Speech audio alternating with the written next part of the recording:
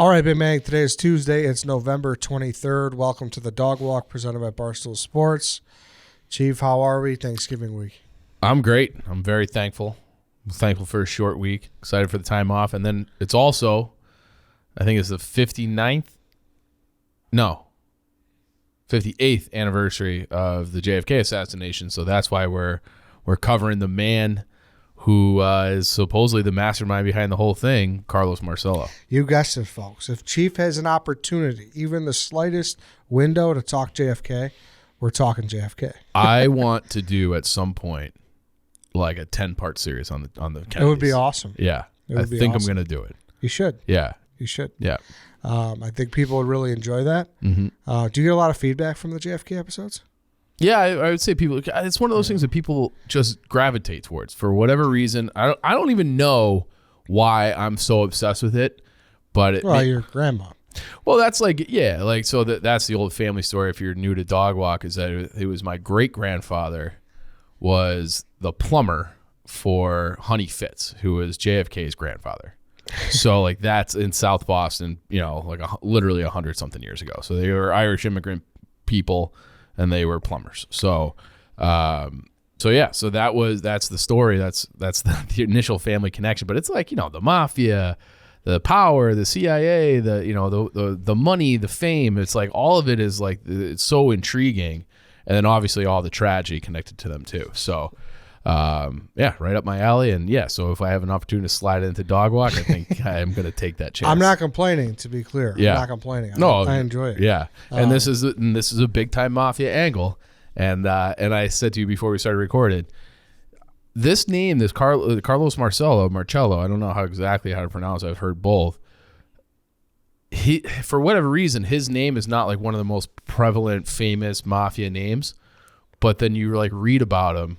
And you go through his history, and it's like, oh my God, he's linked closely to all the names you know. Mm-hmm. So he's supposedly one of the most powerful mafia figures of the 20th century. Mm. Yeah. Wow. Yeah. And then also, we should say that this podcast is brought to you by Roman as well. Yeah, who loved having a hard dick? JFK. Sure did. JFK. Sure did. Yeah. He loved to get rock hard. He did. And you know what? JFK would love the swipes. Fuck yeah, he would. Yeah. Yeah. So he was taking things that weren't clinically tested and approved. Roman swipes definitely they're good to go. Yep. Clinically proven way to last longer in bed, people. Stop thinking about random JFK facts like Chief probably does. Mm-hmm. That doesn't work. So the Roman swipes are effective. They're easy to use and they're fast acting, but they don't require a prescription. They can ship to you in discreet, unmarked packaging, and each swipe packet is small enough to hide in your wallet for whenever you need it. Super easy to use. Just take the swipe out of the packet, swipe it on, let it dry. You're good to go. That's it. Go to GetRoman.com/walk. You can get your first month of swipes for just $5 when you choose a monthly plan. That's GetRoman.com/walk. Go do it. There's really no reason not to. You have to be doing it. Mm-hmm. And this is the hunker down season. So hopefully everybody has cuffed themselves to a nice young lady for the holiday season and beyond. You want to make sure you're treating her right. Get that Roman swipe. Yep. GetRoman.com/walk. Go do it. Also, we should talk about Barstool Bites here. If you guys haven't heard, it's a new initiative by Barstool. Download the Barstool Bites app or go to barstoolbites.com and check delivery or pickup options near you when you get $3. Excuse me, 13 would be a hell of a deal. Mm. But this time around, you get $3 off orders of $15 or more with code Barstool exclusively on the Barstool Bites app or barstoolbites.com. A lot of good stuff there. Yeah, and that $3, it's just like, hey, you just cover your delivery charge anywhere else. Mm-hmm. So that is actually a pretty good deal, and the food's good. We've had it here to the office a few times. Big fan. So yeah, check it out. Yeah, and we talked yesterday with KB about the Kelly Sweet Bites. Those are awesome. Those are people love favorites. those. Yeah, they're very good. Yeah. Have you tried them? I haven't. Very good. Yeah, somehow those were gone by the time I got to there. I think they're very popular in the office here. Makes sense. Yeah. Then Marty had a good one. His mozzarella sticks. Yeah. His mozzarella bites they're cheese curds. I don't know why I don't know, but topic they're good for another day. Yeah, they're very good. So like I said, barstoolbites.com or download the Barstool Bites app. Check for delivery, $3 off orders, and $15 or more, or they're on third-party apps, so use them there. All right, Chief, JFK. Well, Carlos Marcello. Carlos Marcello, the mastermind behind it all. And it's one of those stories, and I think this is like a common theme in the mafia story in general, is it's like a bizarro world American dream, right? Like if you watch the Godfather movies, especially like Godfather 2, and you see this little 9-year-old kid escaping from mob bosses in Italy, making his way to New York, he's living on the streets, like that kind of thing. Carlos Marcello is a very similar story. So his family, he's from Sicily as well, and comes to the United States in 1911. So long, over 100 years ago. And instead of going through the port of New York and Ellis Island and all that, people were immigrating all over the place. His boat ended up, and his family's boat, he was a small child at that point, ended up in New Orleans. So he started off in New Orleans, and it's not like his dad was some like big mafioso, guy from Italy. His dad literally was just a day laborer working in a sugar farm, sugar cane. So just think of that. So he's out there just hacking away at sugar, and his young son is watching him, being like, "Well, I don't want to do that shit. Okay, like I don't want to be this kind of guy, just breaking my back for the bird." And Marcello, their family name was originally Minicore. Okay, but they just changed their name to Marcello. Why? Because the boss of the sugar plantation, his name is Minicore. So like, we can't have two Minicores here. You come up with something else. The dad's like, all right, I guess we'll be Marcellos. And so like that, he's like, we can't even keep our fucking name. Like, fuck this. Like, I'm gonna be my own man. And so by the time he was a teenager, he was running around with his buddies, and like basically he was the mob boss of like of small street gangs as just like a child. Like, hey, like we're gonna go. They would do armed robberies in these different neighborhoods around New Orleans, outskirts of New Orleans, and he was just like running around like being a punk kid. But like even back then, he was the boss. So he was the boss, and then he eventually got linked up as because he was getting in trouble and doing bad shit. He kind of caught the eye of these other local mafia people in New Orleans, and same sort of thing. He ended up being like a little bit of the muscle, and he got arrested in 1929. He's still like a young kid for petty theft. Okay, so then he gets out and he comes back, and now he's by the 30s. Now, as you're talking, it's the Depression time, right? So things are really hard.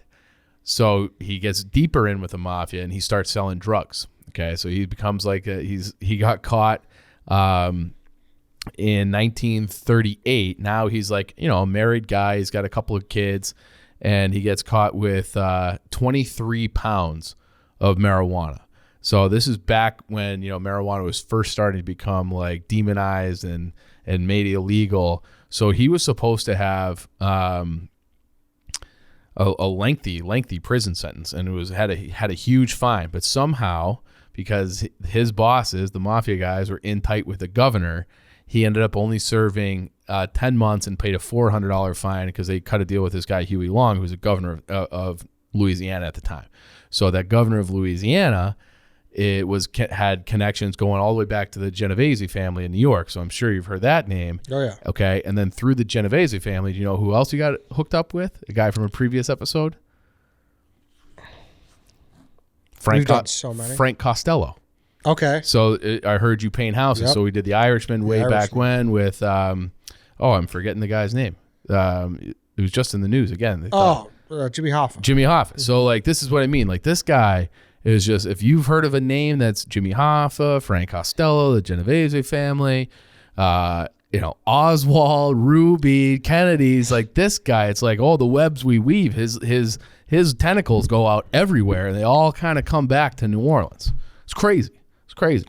So he just keeps climbing the ladder, So again, it's like the American dream thing, but like in the underworld. So he keeps climbing the ladder of the mafia. By 47, he's the guy. He's taking control of all of Louisiana's like illegal gambling. Everything just eventually kicks back up to Carlos Marcello. He gets in tight again with Meyer Lansky, another big name. So Meyer Lansky was mainly out of Florida. And that's a guy who is portrayed, I believe, in Godfather 2 as like, you know, the head of the Jewish mafia who had all the places down in Cuba, Havana, and then he's with everybody. Okay, so that by 49, he's become so big that he's skimming off the casinos in around New Orleans. And because he's connected with the Genovese family and all these other powerful families, he's getting a cut of all the new Las Vegas hotels, and he's involved in the stuff going down in Havana that has been well documented here. And he has just become like the guy. He's the guy. And he, you know, same thing when we talked about Jimmy Hoffa and Frank Costello, when they're in with like the trade labor unions, where they're skimming off the top of those the dues, and they're investing it, but they're really just taking the money. And so they're controlling the unions, they're controlling gambling. And that's another thing that's said in The Godfather, when they're talking about like, oh, like drugs are being brought in. And it's like, well, we still have the unions, we still have the gambling. Those are the best things to have. But the way of the future is the drugs. So Marcello had the unions and he had the gambling for like major areas. So by the time that he was like coming like at the peak of his powers, let's say, getting into the late 50s, where he is like maybe the number one crime boss in America, arguably, he had very tight relations with the New York families, Vegas, Miami, and then he personally controlled New Orleans, Alabama, Mississippi, Arkansas, and Texas. Like that was his region. So like Texas and basically the entire Southeast other than Florida all belonged to Carlos Marcello. So very big range. Big range. So in the 50s, JFK still is at that point just a senator, and they start targeting organized crime. When I say they, I mean he and his brother were a part of this. Robert Kennedy, who eventually became the Attorney General. We've talked about his assassination on here before too. They became a part of this commission where they were going to go after organized crime, and specifically their ties to these different trade unions across the country. So they summon, under subpoena, Carlos Marcello to come and be interrogated in D.C. Marcello shows up, and he's just like kind of indignant and like arrogant, like, you guys can't touch me. And Bobby Kennedy like kind of like loses his mind. And he like freaks out on him. So this is their first ever interaction. It's like, you don't belong in this country. You don't deserve to be in this country. I'm going to personally see that we kick you out. And this is in 59. Okay. So in 61, JFK gets elected. It's elected in 60, takes office in January of 61. April of 61, immigration officials sent by Robert Kennedy show up, basically like kidnap and abduct Carlos Marcello and deport him without any possessions, without any like precedent, no money, no access to anything, to Guatemala. They just pick him up, drop him off. Hey, you're in fucking Guatemala now. Jesus. Takes him 2 months, gets back in the United States. So he had forged documents, he had this, he had that, and he ends up back in the United States. And now it's like he's going to fucking war with the Kennedys. Like, you're gonna like just snatch me up and drop me in fucking Guatemala, basically naked, without a wallet, without anything. And so he gets back into the country, and now it's like he is on a mission to take down the Kennedys. And supposedly he has this quote that said, "A dog will continue to bite you if you cut off its tail. You chop off its head and it will cease to cause you any trouble." So that, who that's about? Kennedy. So Robert Kennedy's the tail. He fucking hates Robert Kennedy. But he's like, if I chop off the tail, nothing's going to happen. I got to chop off the head, meaning the president. Okay?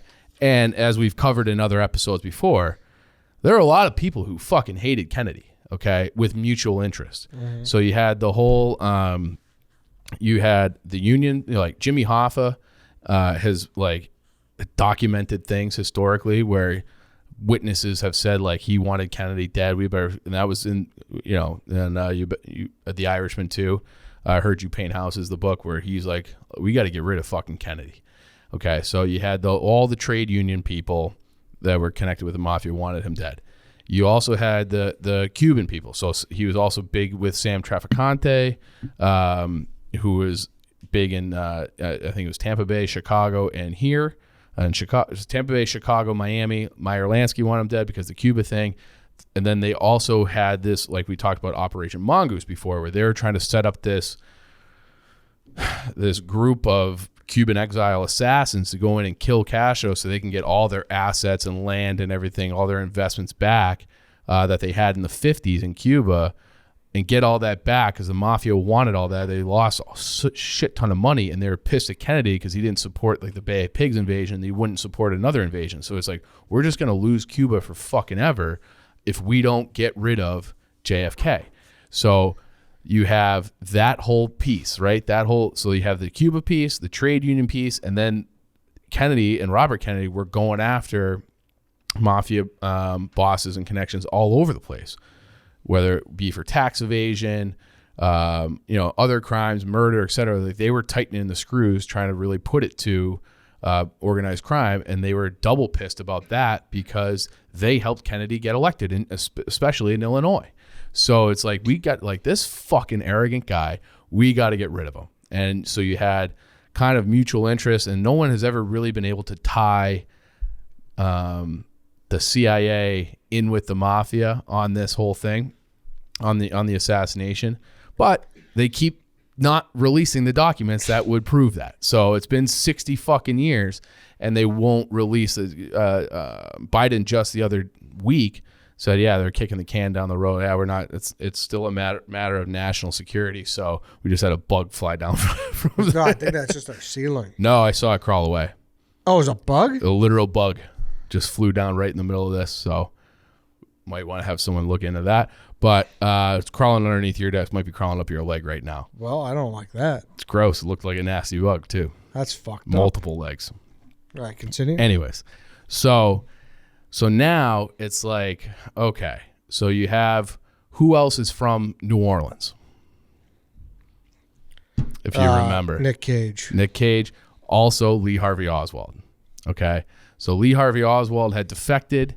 He gets back. How does he get back? How the fuck does this guy get back in the country? No idea. CIA cleared him, sent him down to New Orleans. He's working the streets of New Orleans. Jack Ruby, noted, connected club owner, connected to the mafia. And supposedly Marcello had two other riflemen fly in. One was from Europe, allegedly. One was from Canada. Flew them down in there and basically was like, I have the ability to influence everything. Like, he can call somebody to get the parade route changed. He has, cops on staff. Yeah, leave those guys alone. Help those guys get out of here. And basically the theory is that Marcello was the guy pulling the strings on all the details of the Kennedy assassination. And there was an investigation. There was a House Select Committee on Investigations that took place in 1978. So now we're almost 20 years, or really 15 years basically exactly after the assassination. And they had proven that both Jack Ruby and Lee Harvey Oswald having involvement, had suspected, had ties to Marcello, and they didn't have enough evidence to be like, we're going to bring this to a grand jury trial. And maybe it's just because they didn't want to, because of what else would come out. But they proved that both of those guys had like direct connections to Marcello. So they set up, and Oswald basically, remember Oswald's famous quote was, "I'm just a patsy." Yeah. Well, like, he's literally like nailed it. Like, he's the fucking fall guy. And I was out hunting with a bolt action rifle this past weekend. There's no way he got off 3 shots in 5 seconds. Like, just no fucking way. It's hard to do. It's really fucking hard to do. So Johnny Rosselli, Sam Giancana, those guys were involved as well. They helped, supposedly, this is a book called The Hidden History of the JFK Assassination. And this is the book where the author really like stitched a lot of different things together. And where you have quotes from, like, because over the years, Marcello did different stints in jail. So you had this guy, Jack Van Langingham, who shared a cell with Marcello, saying that he bragged to him that he was the mastermind of the JFK assassination. So you had quotes from that guy. You had another guy, Frank Regano, who was a lawyer, says that he relayed a message from Jimmy Hoffa to Marcello and Sam Trafficante, who is the crime boss of Florida, that those two guys, Hoffa was urging them to kill Kennedy, and they were like, we're already on it. Like, don't worry about it. Like, we're already planning this assassination. Like, just shut the fuck up. Like, stop making noise about what we're planning, because like we're already on it. So the more like quotes and books and things that come out from like, now this guy died in 1993, this Marcello, but there's like seemingly a never-ending list of people that he knew that was involved, and people that knew him after the fact, including there were like nurses that they're administering like medications, because he had a bunch of strokes, where it's like he's like half conscious, half not, and he would just start talking about it, like, oh yeah, then we planned it here, and then we had the guys from like Operation Mongoose, they were helping us, and so like, and he's like half conscious, and they think it's like crazy rambling, but he did say those things. So it's like Carlos Marcello like knew everything. And this is a guy who's just been a crime guy his entire life, and had connections to everybody all over the country, and definite connections to the three main crime bosses, Rosselli and Rosselli, Giancana, and Meyer Lansky, and then he also had direct connections to Ruby and Oswald. So like for all those like all these things just can't be a coincidence, and that's why all roads kind of lead back to this guy, Carlos Marcello, and it's because, and maybe we don't know his name the way we know some of these other ones, because it's like intentionally like keeping him hidden. Like, let's not investigate, let's not have people looking into this guy too much. Let's not make a movie like they did about Meyer Lansky, because maybe this is the guy who really killed Kennedy and like knows where the bodies are buried with the CIA and everything else. But he is, all roads seemingly lead back to this guy. Yeah, I'm in on the mob theory. Big time. Yeah. I really am. Yeah. I just don't know why they would not want to declassify the documents if it was the mob, though. That's the only thing where it's like there is this, I don't think the mob could do it without help. Like, that's the part, especially with Oswald, who defected to Russia and came back. Like, that just wasn't allowed. That was the Soviet Union. Like, you just can't just, like, I changed my mind after I denounced my citizenship and lived on the, high on the hog in Moscow for a while, and have a Russian wife and she gets back too, unless he's a CIA agent. And the other thing that they always say, especially in the movie JFK, was the head of the, they had a CIA office across the street from where Oswald was working, which is French Quarter, which is where Marcello was headquartered himself. They had the head of naval intelligence was there. You had all these different like intelligence agencies. FBI was like, they're right all around the same block in New Orleans. And like, that's right where Marcello was too. So like the idea that he wouldn't know any of these people just seems like unfathomable, and he is the guy. Like, and there's another book came out in 1989 calling him the Mafia Kingfish. Like, he is like, Genovese, Sam Giancana, all these different people. He's the guy. Like, he's really the guy who was maybe running the entire underworld for the country, like the top guy in the whole country. It says he's mentioned twice in The Irishman. Okay, there you go. Yeah. Bobby goes as far as goes. Giancarlo, Marcello, Trafficante. Yeah. And all the other guys. Yeah, man. It's crazy. It's crazy. Like, I'm so mad that they're not releasing those documents. I just don't understand it. When do you think they will? They keep, I don't know. I think every president had, like, Clinton released some, declassified some documents. And then I don't think the Bushes did anything. And then Obama said he was and didn't. And then Trump said he was going to and didn't. And then Biden, he's just like, no, it's still a matter of national security. But yeah, I just thought that was interesting that the guy who is like one of the most powerful mobsters of all time is just not a name that rolls off your tongue like the other ones are. It's just not as famous for whatever reason, even though he's connected to the most famous murder of all time. Yeah. Something to think about. Definitely. All right. That was Today in JFK with Chief. Today in JFK. Literally today. Today. 58 years ago today.